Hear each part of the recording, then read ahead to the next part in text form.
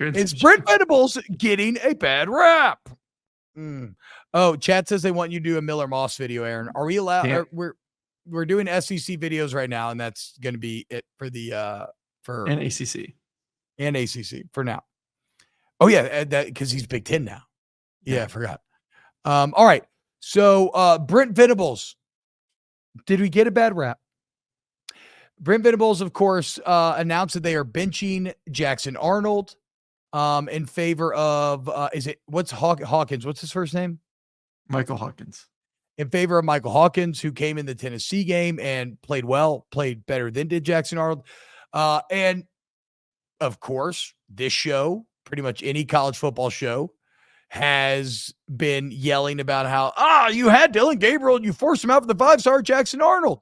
And Brent Venables has taken that. He's heard that narrative bandied about, and he's taking it. Well, finally this week, in making the move away from Jackson Arnold, he opened up a little bit, saying, quote, "You can't make a guy stay. The guy is trying to find the next thing, the next chapter for him. I'm sure there was probably some disappointment that he wasn't thought of more highly in the NFL. He had an amazing year. He was a fantastic quarterback, but we didn't run anybody off or things like that." And now, according to Venables, Gabriel asked for a meeting in the days following Oklahoma's finale. During the meeting, the regular season one against CCU, during the meeting, Venables said Gabriel outlined his plans to enter the transfer portal and to opt out of the Alamo Bowl with Arizona. He cited the departure of Jeff Levy and a desire to play closer to home among his reasons as to why he was leaving. And so Venables would go on to say, quote, "I didn't know at that time he wasn't going to go to the NFL. I didn't even know I had to fight this fight. I didn't even realize you were even considering coming back." And he says, "Yeah, but I just want to get closer to home."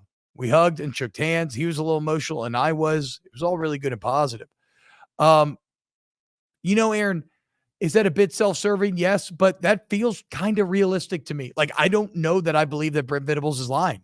And I may have been yelling about Brent Venables for something that he wasn't fully responsible for. So I'm confused. So he didn't, to me, it seems like Brent Venables thought that he was going to be moving on one way or the other. Like, he didn't really put his chips in. So I had a very interesting conversation. I remember after the SEC championship game, this was in December, after we lost to Alabama. I was a senior. No, I was a redshirt junior. So it was after my 4th year. And I obviously could have left on the NFL, had a really good season. I remember Coach Rick brought me in the office and said, "Hey, are you coming back or not? Like, for roster management, like, I just need to know, like, are you coming back or are you going to move on?" And we had it wasn't like him telling me that he wanted me to stay or wanted me to go. It was just like, I just need to know. And I was like, I think I'm going to come back next year. So we had that conversation, moved on.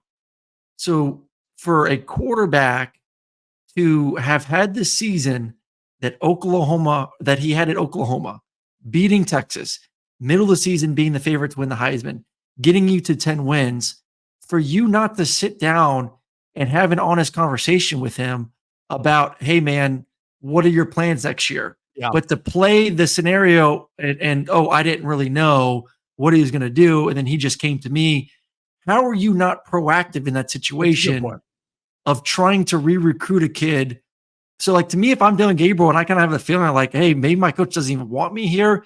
From everything I heard of, Gabriel was told and knew that it was not going to be his job next year for sure, that he was going to have to compete with Arnold to be the starting quarterback. And that would make me a little frustrated as well. So that all kind of makes sense a little bit of, there was a lack of communication from the head coach to Gabriel for his intentions for him as QB for the upcoming season. You know what? As we're talking this out, I think you're right.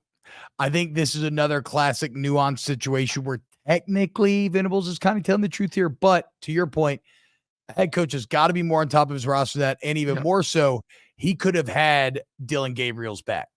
Yes. But he was frustrated by the 2 losses post Texas. And or was it 3 losses? No, it was 2. It was 2 and then the bowl game. It was 2 in the bowl game. Like, he could have had Venables back. He could have told all the fans that were clamoring for Jackson Arnold, Dillon Gabriel is clearly our quarterback and will continue to be so. But he's kind of in a damned if you do, damned if you don't situation, because if he does that, then Jackson Arnold's probably leaving for sure.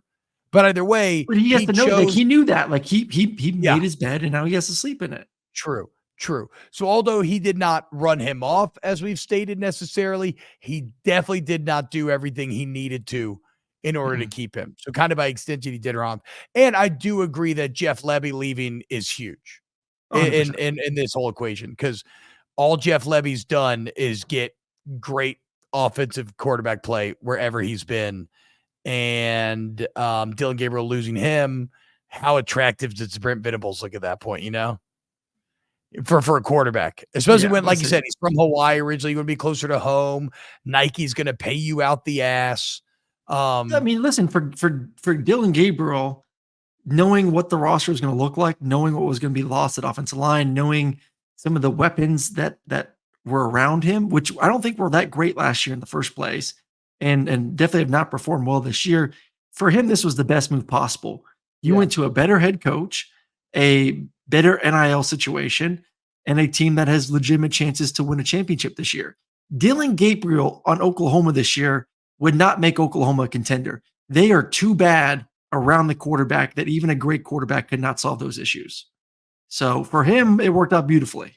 Sucks for OU fans too, because the defense looks awesome. But So good.